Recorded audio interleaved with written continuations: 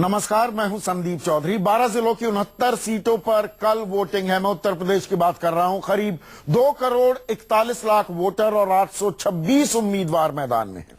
ये इलाका समाजवादी पार्टी का गढ़ है। कहा जाता है कि जिसने ये 12 जिले जीत लिए उसी के पास सत्ता की चाबी होगी। इन 12 जिलों में यादव और ओबीसी सबसे ज्यादा हैं, लेकिन समाजवादी परिवार में हुई लड़ाई के बाद मुलायम के गढ़ में वोटों के बंटने का खतरा है। मुख्यमंत्री अखिलेश यादव साजिश की तरफ इशारा भी कर चुके हैं। 2012 में 69 में से 55 सीटों पर समाजवादी पार्टी ने कब्जा किया था। 6 बीएसपी के खाते में, 5 बीजेपी, 2 कांग्रेस और 1 सीट पर अन्य को जीत हासिल हुई थी।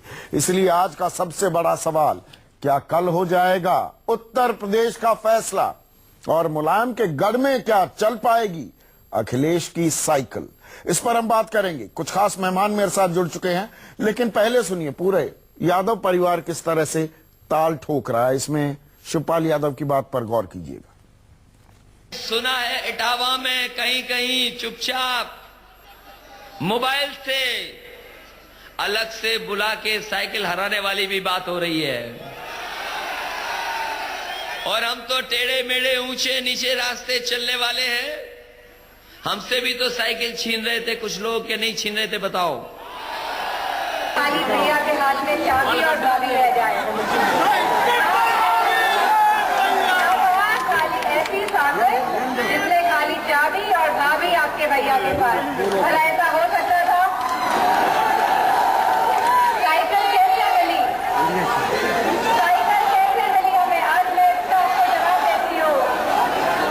मैं आपको जवाब देती हूँ साइकिल कैसे मिली। साइकिल हमें ऐसे मिली क्योंकि आप सब लोग जितने हैं, सब लोग हमारे साथ थे, इसलिए हमें साइकिल मिली। सारे समाजवादी पार्टी के पुराने नेता सपा छोड़ के चले गए। नारद राय चले गए, अंबिका चौधरी चले गए, विजय मिश्रा चले गए, सब मायावती के साथ चले गए। इतनी नाराजगी क्यों हो गई? मुझको तो मिला है टिकट और समाजवादी पार्टी और साइकिल से लड़ रहे हैं। और चर्चा में मेरे साथ बीजेपी के राष्ट्रीय प्रवक्ता जीवीएल नरसिम्हा राव, जाने माने सफोलॉजिस्ट भी रह चुके हैं नेता का चोगा ओढ़ने से पहले।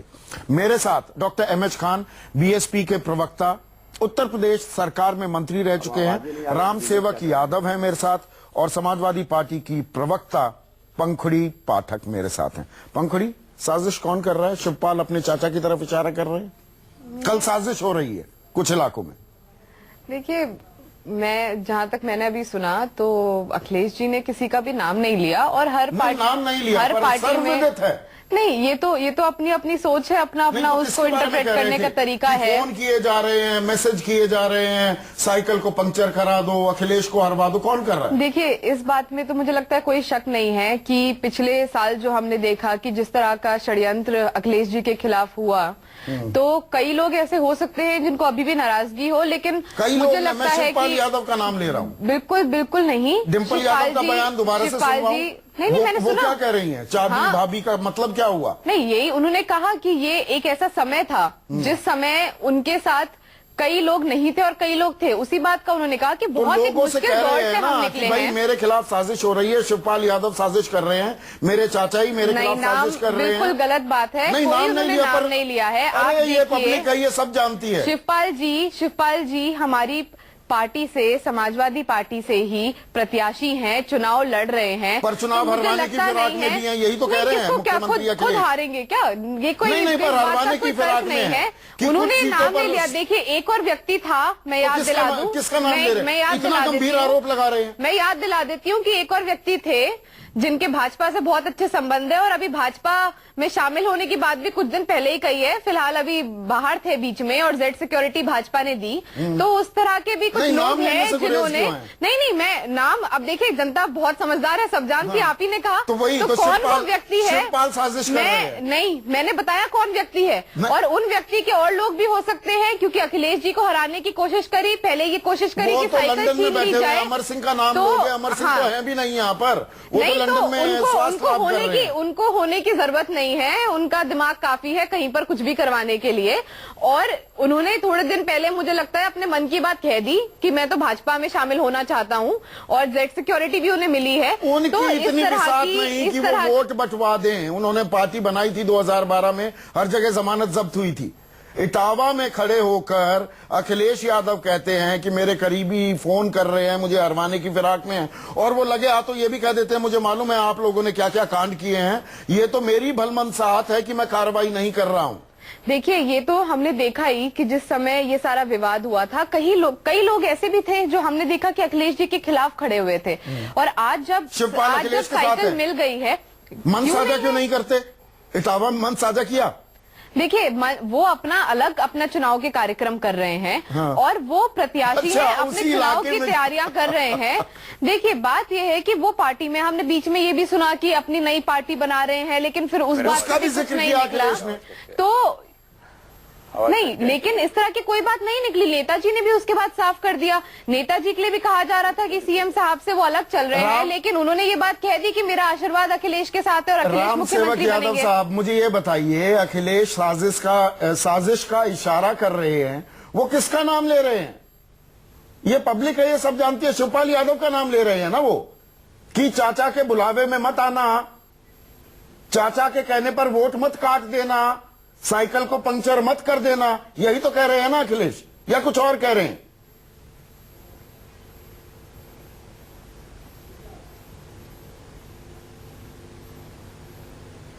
दोबारा बोलिए। मैं ये कह रहा हूं कि अखिलेश यादव ये कहते हैं मेरे खिलाफ साजिश हो रही है। इटावा में कल वो बोलते हैं, तो वो किसका नाम ले रहे हैं? नाम तो लिया नहीं, इशारा तो शिवपाल यादव का है ना, कि चाचा वोट कटवाने में लगे हुए हैं, मुझे हराने की फिराक में। और किसका नाम ले रहे हैं वो?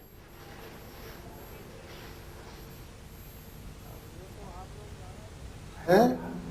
और मैंने तो ऐसा वहाँ कोई सुना नहीं था, मैं तो उस मीटिंग में था नहीं। मैं चूंकि शिवपाल सिंह के चुनाव में व्यस्त हूँ यहाँ, हाँ, और अखबारों में जैसा लिखा है तो उसमें कोई नाम तो लिया नहीं उन्होंने। नहीं, इशारा तो कर दिया ना, ये पब्लिक है, ये सब जानती है। राम सेवक बाबू, किसका नाम ले रहे थे आप? मुस्कुरा कर हाँ कर रहे हैं, तस्दीक कर रहे हैं इस बात की। नहीं नहीं नहीं नहीं, ऐसा नहीं है। तो है क्या, ये लोग एक दूसरे को गुमराह कर देते हैं बीच में। हाँ, कुछ लोग, अब नाम हम भी नहीं लेंगे, तब आप कहेंगे किसकी तरफ इशारा है। तो तलकी कुछ है लोग ना, मिसगाइड कर देते हैं। तो चाचा भतीजे की लड़ाई में फायदा किसी और का हो जाएगा। 69 में से 55 सीटें आई थी पिछली दफा। फायदा हो, अब वो तो पब्लिक बताएगी ना, तो चुनाव हो रहे हैं ना, तो फोन तो जनता करके, सब तय करेगी। व्हाट्सएप करके क्या शिवपाल अपने समर्थकों को कह रहे हैं कि अखिलेश को सबक सिखाओ? अभी तो मुझे मजबूरी में यहाँ खड़ा होना पड़ रहा है, और पार्टी का मैं उम्मीदवार हूं, मैं अभी अलग पार्टी भी बना लूंगा, पहले भतीजे को सबक सिखाओ। यही तो हो रहा है, यही तो बात कह रहे हैं अखिलेश। नहीं, शिवपाल सिंह ऐसा हल्का शब्द नहीं बोल सकते हैं। नहीं नहीं, अखिलेश इशारा कर रहे हैं कि भाई कई लोग फोन कर रहे हैं, एसएमएस कर रहे हैं, अपने समर्थकों को बता रहे हैं, तो शिवपाल की तरफ इशारा है। अब उन्होंने वो किसी सूत्र से बात ये कह रहे हैं। हाँ। वैसे मुझे ऐसा नहीं लगता है कि शिवपाल सिंह ऐसा कुछ कर रहे हों। तो वो मंच साझा क्यों नहीं करते मुख्यमंत्री के साथ? मुख्यमंत्री इटावा आते हैं, आपका गढ़ है, शिवपाल का इलाका है, तो चाचा और भतीजा मंच पर क्यों नहीं आते? अपर्णा यादव के लिए तो डिंपल भी पहुंच गई, नेताजी भी पहुंच गए, अखिलेश खुद पहुंच गए। यहां पर परिवार का एक सदस्य मंच पे आने से गुरेज क्यों कर रहा है राम सेवक बाबू? जी, रामपाल जी थे तो उनके मंच पर। नहीं नहीं, शिवपाल की बात कर रहा हूं। शिवपाल यादव क्यों नहीं थे?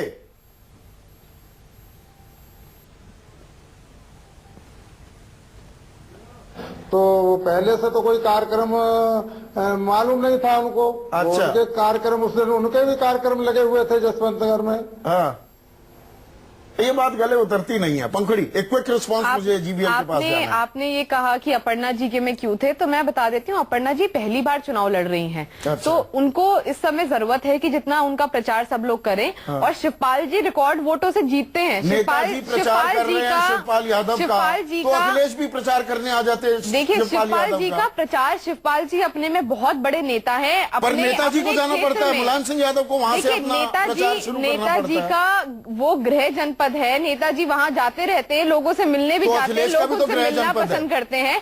लेकिन शिवपाल जी इतने बड़े नेता हैं कि उनको प्रचार की जरूरत नहीं है, रिकॉर्ड वोटों से वो जीतते हैं। मुलायम सिंह यादव, शिवपाल यादव एक मंच पर आ जाते हैं। नहीं, आ जाएंगे आने वाले समय में। अभी देखिए, चुनाव खत्म हो जाएगा, अखिलेश जी हर जिले में, हर जगह जाकर वो रैली कर रहे हैं, और एक एक दिन में, क्योंकि कार्यक्रम एक एक दिन पहले तय हो रहे हैं, क्योंकि 7-7 रैलियां वो दिन की कर रहे हैं। हाँ। तो इतना उनका इस टाइम पे टाइट शेड्यूल चल रहा है। डिम्पल जी भी अलग कर रही है रैली, फायदा ना हो जाए जीवीएल नरसिम्हा राव। देखिए, मैं एक बात साफ करना चाहती हूँ कि समाजवादी पार्टी का हर कार्यकर्ता और हमारी पार्टी से जुड़ा हर व्यक्ति सिर्फ और सिर्फ साइकिल को वोट देगा, और इसमें कोई किसी भी तरह की बात अगर फैलाने की कोशिश करे, साजिश से बचना, साजिश से बचना। मेरे सब थोड़ा अगर कुछ लोग अभी कोई भी तो हो मतलब सकते हैं, कार्यकर्ताओं और नेताओं के बारे में करने वाले हो सकते हैं, कांग्रेसियों के बारे में थोड़ा कह रहे थे। एक बात मैं कहूंगी कि समाजवादी पार्टी पूरी अखिलेश जी के साथ और साइकिल जो चुनाव चिन्ह है उसके साथ है, आप ही के और लोग नहीं है, 55 से ज्यादा सीट हम लोगों की आएगी। कोई बात नहीं, 55 से ज्यादा आएंगी या नहीं ये तो आने वाला वक्त बताएगा। जीवीएल नरसिम्हा राव, घर की लड़ाई में, और क्योंकि आप सफोलॉजिस्ट हैं, मैं बतौर नेता, बतौर बीजेपी प्रवक्ता ही आपके कमेंट्स नहीं चाहूंगा।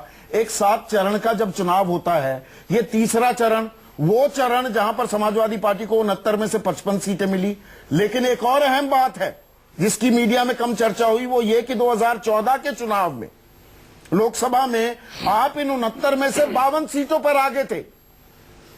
ये सिक्का पलट गया था, बाजी पलट गई थी। तो तीसरा चरण, एज ए सोफोलॉजिस्ट मुझे बताइए जीवीएल, 7 चरण के चुनाव में कितना अहम होता है, और जो समाजवादी पार्टी में अंदरूनी साजिशें चल रही हैं, इसका क्या असर पड़ेगा इस मेक और ब्रेक फेज में? या संदीप जी, मैं उत्तर प्रदेश के दौरा करके आया हूं कल। सेंट्रल जहां चुनाव हो रहे हैं उसमें हरदोई में सारे विधानसभा में मैं घूम के आया हूं, बाराबंकी में, फैजाबाद में, वहां एक लहर की स्थिति है। आप संदीप जी, मैं 11 तारीख मार्च को हम आपसे फिर रूबरू होंगे चुनाव के नतीजे के दिन। ये चुनाव जो है ये लहर का चुनाव है, मोदी जी के नाम पर वेव है। पहली बार मैं देख रहा हूं किसी विधानसभा में उम्मीदवार को जनता नहीं देख रही है, पहली बार। उत्तर प्रदेश में पहली बार, और देश में भी कई राज्यों में विधानसभा चुनाव में खासकर उम्मीदवार की परफॉर्मेंस, उनकी छवि और उनकी जाति, ये सब देखी जाती है। उत्तर प्रदेश में तो जाति तो देखते ही है, बट लेकिन पहली बार मैं देख रहा हूं कैंडिडेट के ऊपर उठ के चुनाव, मतलब 2014 का रिपीट हो रहा है, आप ये ताल ठोक रहे हैं। खासकर मोदी जी के लिए, आप 2014 रिपीट हो रहा है, ये ताल ठोक रहे हैं। नहीं, उससे आगे बढ़ रहे हैं, उससे आगे बढ़ रहे हैं। नहीं, आप इसको लिख के रखिए संदीप, उससे आगे बढ़ रहे हैं।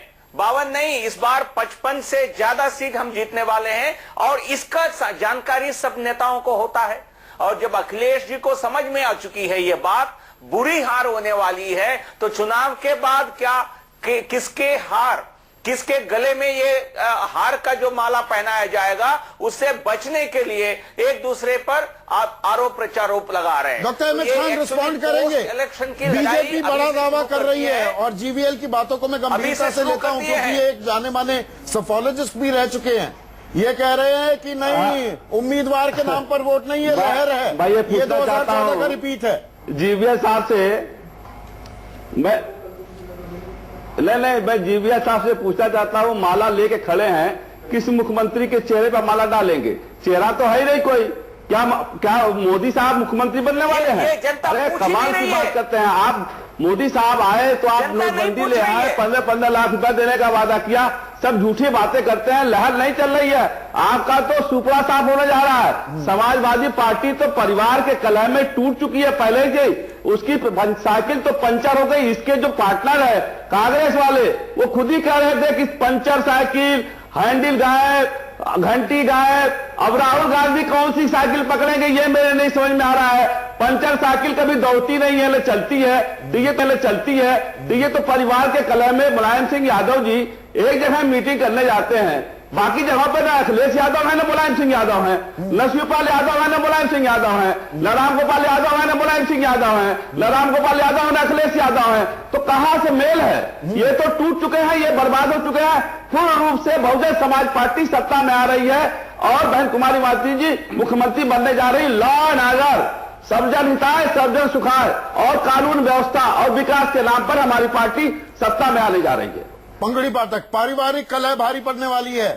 नहीं, बिल्कुल बिल्कुल भी नहीं, ये मुद्दा ही नहीं है। जीवीएल तो कह रहे हैं कि बलि का बकरा बनाने की तैयारी कर रहे हैं, साजिश का इशारा जीवीएल जी की, अखिलेश अपने पल्ले से जिम्मेदारी झाड़ रहे हैं। मैं जीवीएल जी की बातें सुन रही थी तो मुझे न जाने क्यों बिहार ध्यान आ रहा था, क्योंकि बिहार के चुनाव के रिजल्ट के दिन तक सुबह तक इस तरह की बातें ये लोग कर रहे थे।